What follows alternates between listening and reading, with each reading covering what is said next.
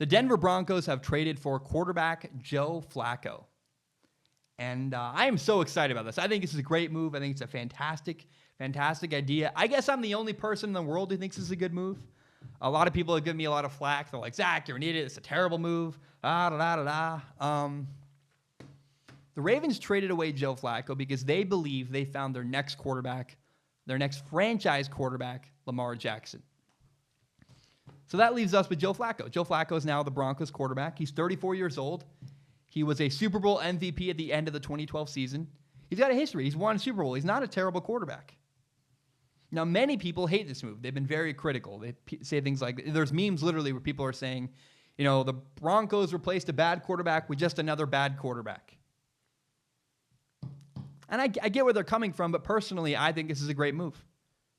You know, I think the Broncos played a game of would you rather. You ever play the game would you rather? Usually you have two options, and you have to decide which option would you like. Neither is usually ideal, but it's fun to decide. If you're put in a situation, you have two options, which would you rather have? The Broncos did that with their quarterback situation. You know, keep in mind, the Broncos just hired defensive-minded head coach Vic Fangio. They have a really good defense. They have the problem is their defense is aging. They have older players that are, their window of opportunity, their window of success is closing very quickly. They have aging wide receivers, Emmanuel Sanders. They have a really good running back, Philip Lindsay, who's really good right now. They have a Pro Bowl running back. The problem is running back careers are very fast. They're like flashes in the pan. So if you have a good running back, you want to capitalize on that while you have it. So I really believe that the Denver Broncos looked at their organization, looked at all the pieces they had in place, and they asked themselves, would you rather have a rookie quarterback you need to develop or a veteran quarterback, Joe Flacco, who's won a Super Bowl in the past? So at the end of the 2012 season, in the playoffs, Joe Flacco was incredible. He had 11 touchdowns, no interceptions. He was Super Bowl MVP. He was great. In 2012, Joe Flacco was a big deal. He looked like he was the next big thing. The problem was right after that Super Bowl, he dropped off a cliff. He did not live up to what he'd done previously.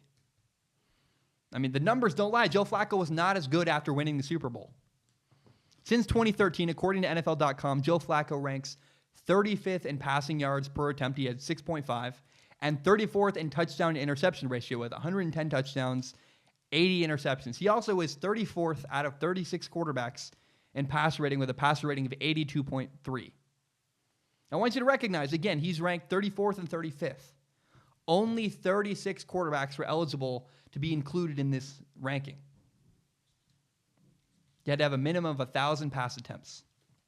It's also worth noting he was ranked 35th and 34th in a league where there's only 32 starting quarterbacks. That is not good at all. However, I think you can explain Joe Flacco's struggles. You can explain the reason why Joe Flacco's been struggling as of late can be attributed to his lack of consistency on offense. What no one talks about, what nobody acknowledges is the fact that the Baltimore Ravens have had 6 different offensive coordinators since 2012. And at one point, Joe Flacco had 5 offensive coordinators in 5 seasons. Now, 2 of them did really well. Jim Caldwell and Gary Kubiak did really, really well. They were his first 2 coordinators after winning a Super Bowl, and they moved on to get head coaching jobs. But 2 of them did not do well. They were fired mid-season. Mark Trestman was not a good fit. I can't remember the name of the other guy, but the point is, there has been a ton of turnover in the Baltimore Ravens franchise at offensive coordinator. We all blame Joe Flacco, but nobody acknowledges, nobody talks about the fact that Joe Flacco had an incredible lack of consistency from the offensive coordinator position. He had to learn new system after new system after new system, always learning how to work with a different coach. So I really think you can attribute all of Joe Flacco's struggles statistically to the fact that he never had a consistent offensive coordinator. Now, personally, I believe trading for Joe Flacco was a really, really good move for the Denver Broncos. The Denver Broncos have the pieces they need to win right now. I mean, the Broncos could do what everyone else would do. They could bring in a rookie quarterback. But by the time a rookie quarterback figures it out in 2 to 3 years, your defense is way older, probably out of their prime. Philip Lindsay, your really good running back, he lost his best years. And not to mention, if you bring in a rookie quarterback, you got to remember the Broncos have a defensive-minded head coach. They have Vic Fangio, a great, great defensive-minded head coach. But if you look at the way things have worked out in the past, rookie quarterbacks and defensive-minded head coaches are a really, really bad pair. They're not a good combination. Look around the league recently. Steve Wilkes was fired after 1 year with rookie quarterback Josh Rosen. Todd Bowles fired after 1 year. Sam Darnold was his quarterback, rookie. John Fox was fired after 1 year in Chicago after one season with rookie quarterback Mitchell Trubisky, and Jeff Fisher was fired after just 1 year with Jared Goff. After the consistent thing is, if you have a rookie quarterback and you're a defensive-minded head coach, you do not stick around. You get fired. It doesn't work. I can't tell you why. I know they have offensive coaches. It's different. It's separated. But for whatever reason, defensive-minded head coaches and rookie quarterbacks simply do not do very well together. There's only one I can think of recently that succeeded. It's Russell Wilson and Pete Carroll, and they're the exception. They're not the rule. Again, Steve Wilkes, Todd Bowles, John Fox, Jeff Fisher, all fired after just 1 year with a rookie quarterback. Rookie quarterbacks and defensive-minded head coaches, particularly first-time head coaches, do not do very well together. I think you also need to look at how the Joe Flacco trade benefits the Denver Broncos in the NFL draft. So right now, the Denver Broncos have a first-round pick. They're the 10th overall pick in the 2019 NFL draft. Instead of using it on a quarterback, you can build your roster. You can get a defensive player that helps you win, or you can get an offensive lineman, like an offensive tackle, which is a really big need for the Denver Broncos. Having a quarterback, taking care of that now, really benefits you so you can build your roster through the draft. Also, a lot of the quarterbacks people are throwing around, I'm not sold on any of them. There's one quarterback I really like, Dwayne Haskins. I'm really interested in Kyler Murray. I haven't looked at the film enough. But the two names everyone's associating with the Denver Broncos, Daniel Jones and Drew Lock, they're a whole lot of meh. They're just meh. I'm not sold on either of these guys. So instead of overdrafting a quarterback and getting a guy who might not work out, the Broncos can use their first-round draft pick, their second-round draft pick, to get impact players, maybe a defensive player, maybe an offensive tackle.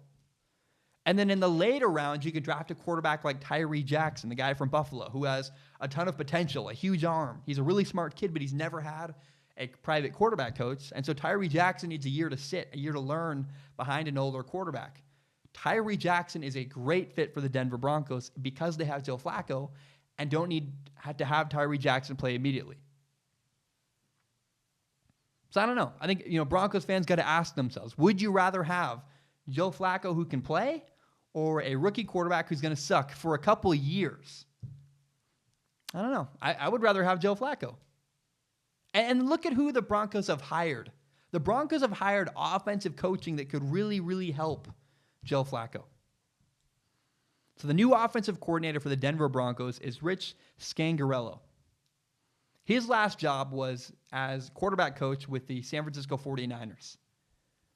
If you know the history of the 49ers, they have played musical chairs at quarterback for the last couple of years. In fact, since 2017, in the last 2 seasons, the San Francisco 49ers have had 4 different quarterbacks start at least 6 games in one season.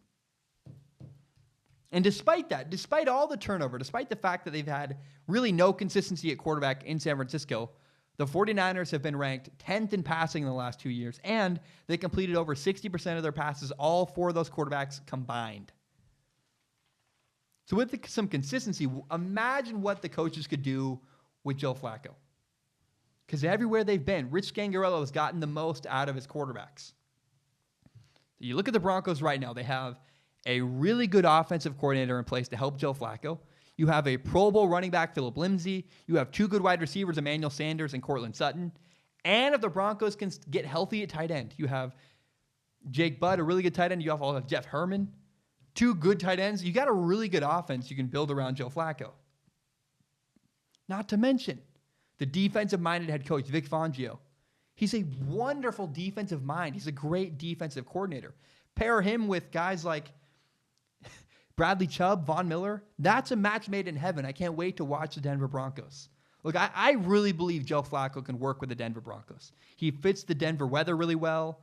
And look, I just transferred colleges. I am the first one to say, sometimes a change of scenery, sometimes a chance to reset, to be around different people, and really to restart to reset your life.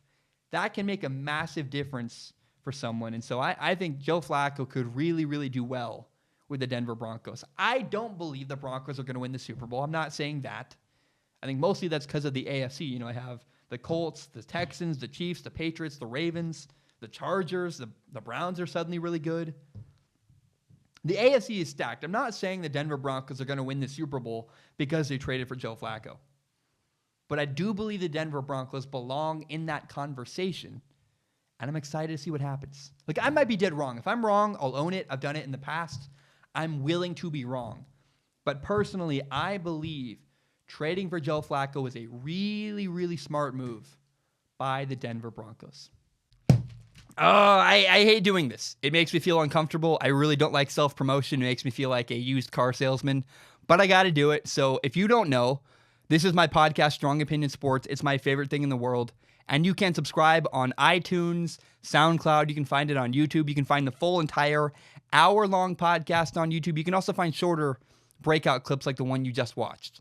Please do me a favor. If you like anything I had to say, maybe you hate me and you're mad about something, share this podcast with your friends. Share it on Facebook, Twitter, Instagram, whatever you want to do. Help me grow by telling your friends about this show.